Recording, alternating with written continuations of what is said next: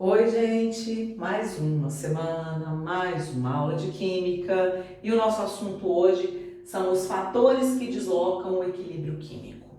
Na aula passada, a gente aprendeu que reações reversíveis são reações em que elas acontecem tanto no sentido reagente-produto quanto no sentido produto-reagente. Então, são reações que acontecem nos dois sentidos. Reagente se converte em produto, mas o produto tem a capacidade de regenerar os reagentes. A gente viu que essas reações, elas chegam num ponto em que elas, no percurso dessas reações, em que as duas velocidades se igualam e a gente fala que a reação atingiu o equilíbrio químico. No instante em que a reação atinge o equilíbrio químico, as concentrações de produtos e reagentes não se alteram mais. Por isso que a gente tem reações que são bastante rentáveis, que elas demoram a atingir o equilíbrio, e a gente tem reações que são bem pouco rentáveis, que são reações que quando elas começam rápido, elas já atingem o equilíbrio. E aí você não tem mais alteração da concentração dos reagentes. A reação continua acontecendo, só que as duas com a mesma velocidade, então a concentração não altera mais.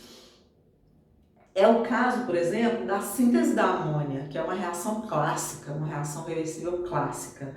Qualquer material, livro, site, na internet que você procurar lá reações reversíveis, aquele que você vai ver a reação da síntese da amônia, que ela foi uma das mais estudadas na história da química. E a síntese da amônia é um exemplo de uma reação que tem um rendimento muito baixo, só de 30%. Então imagina a indústria que produz amônia, né? É uma reação que não é lucrativa, que ela tem rendimentos muito pífios, né? Rendimentos muito insignificantes, de 30% só.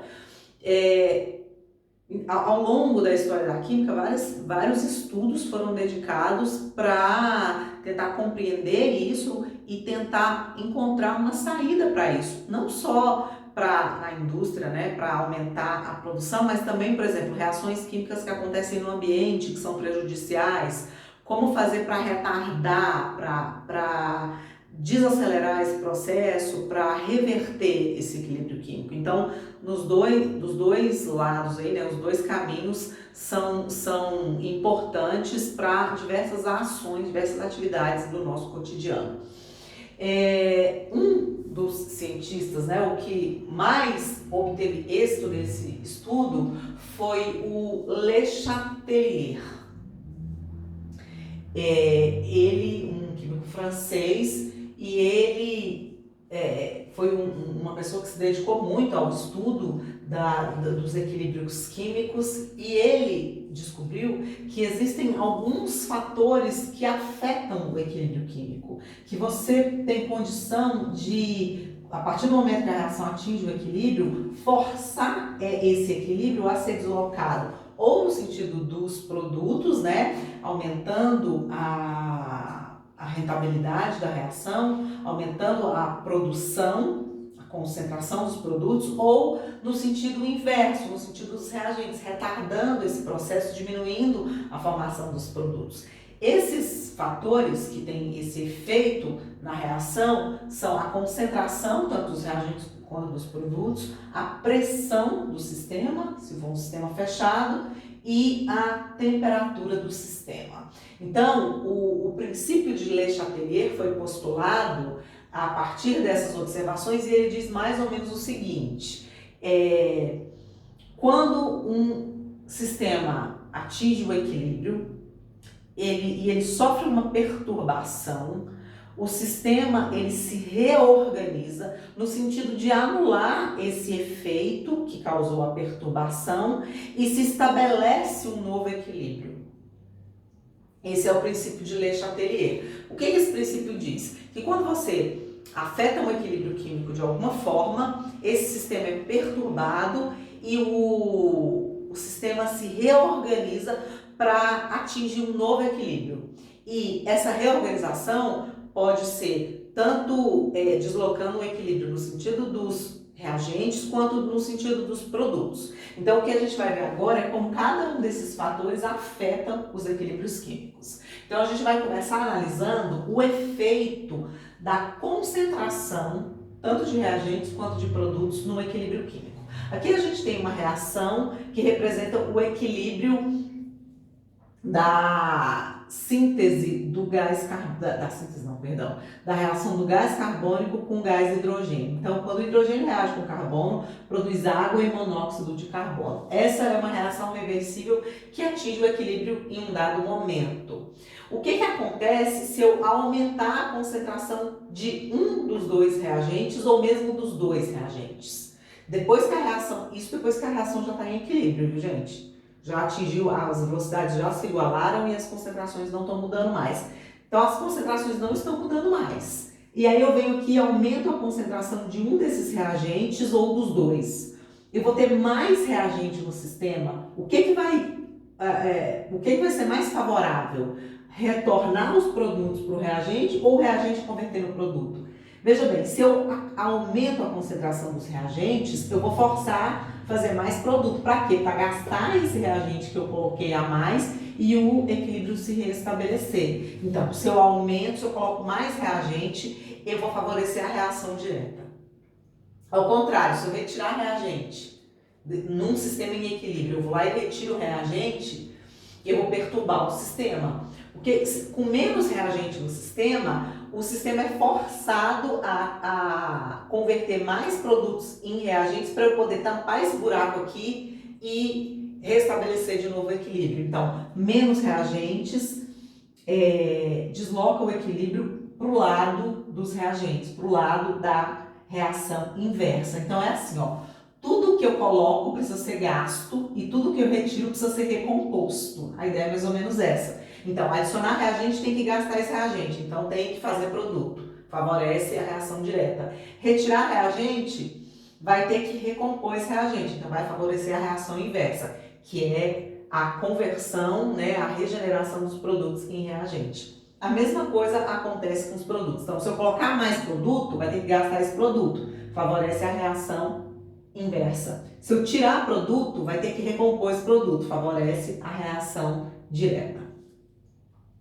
A pressão também tem efeito sobre o equilíbrio. Então, imagina um sistema fechado. O aumento da pressão vai causar a diminuição do espaço interno.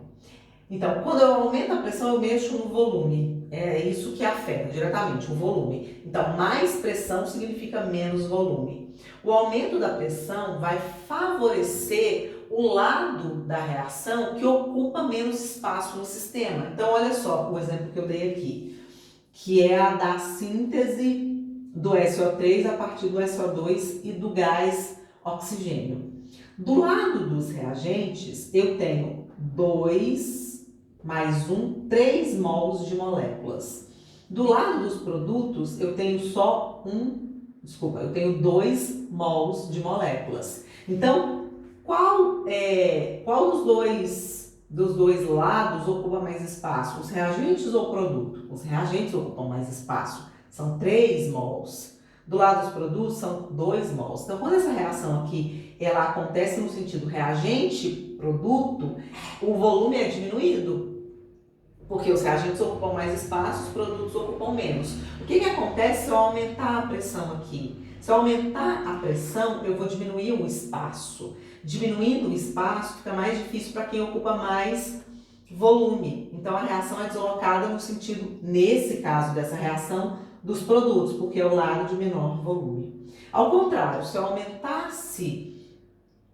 eu diminuísse a pressão aumentando o espaço, a diminuição da pressão faz aumentar o espaço. Eu ia favorecer o lado que ocupa mais espaço, esse lado ia ficar mais confortável. Então, a reação seria deslocada para o lado dos reagentes nesse caso. Então, olha só, síntese disso. O aumento da pressão favorece o lado de menor volume. O aumento da pressão diminui o espaço, vai favorecer quem ocupa menos espaço. A diminuição da pressão faz o espaço aumentar, então vai favorecer o lado que ocupa mais espaço. Esse é o efeito da pressão no equilíbrio químico. E por fim, a gente tem o efeito da temperatura no equilíbrio. Então, olha só, para eu analisar o efeito da temperatura, eu tenho que saber qual é a reação exotérmica e qual é a reação endotérmica. Então, no equilíbrio, eu tenho 2 reações acontecendo, a direta e a inversa. Sempre vai ter uma endotérmica e outra exotérmica. Esse dado aqui, ó, o ΔH, ele diz respeito sempre à reação direta. Então, nesse caso dessa reação aqui, que é a síntese da amônia, o ΔH é menor que zero, o ΔH é negativo. ΔH negativo representa a reação exotérmica. Então, a reação direta é exotérmica e a reação inversa é endotérmica. Reações exotérmicas são aquelas que liberam calor e reações endotérmicas são aquelas que absorvem calor.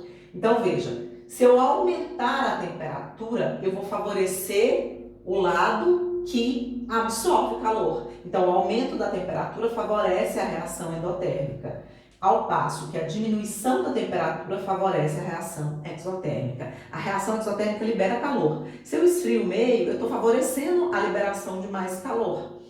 Então, nesse caso aqui, um aumento da temperatura iria deslocar a reação para a reação inversa, para o lado dos reagentes. Então, se eu quero estimular a produção de amônia, eu tenho que esquentar ou diminuir esse sistema?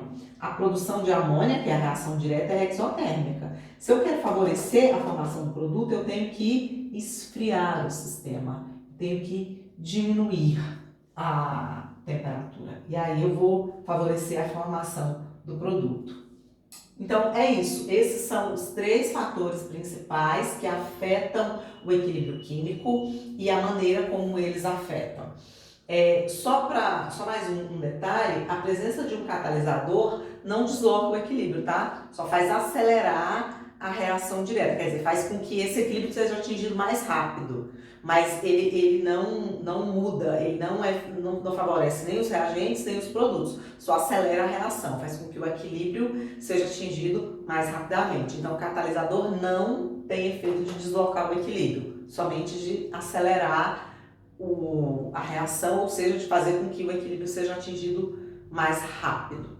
Tudo que eu falei aqui, tudo que eu comentei com vocês nessa aula, está muito bem explicado e detalhado num texto que eu deixei aqui junto com o link dessa aula. Então tem lá nas atividades, tem o texto e tem também uma lista de exercícios com só 5 questõezinhas que é para vocês fazerem, tá? Então, copia as questões do caderno, responde. Se tiver dúvida, eu vou ter o maior prazer em ajudar vocês no EO, tá? Me chama lá, terças e sextas-feiras.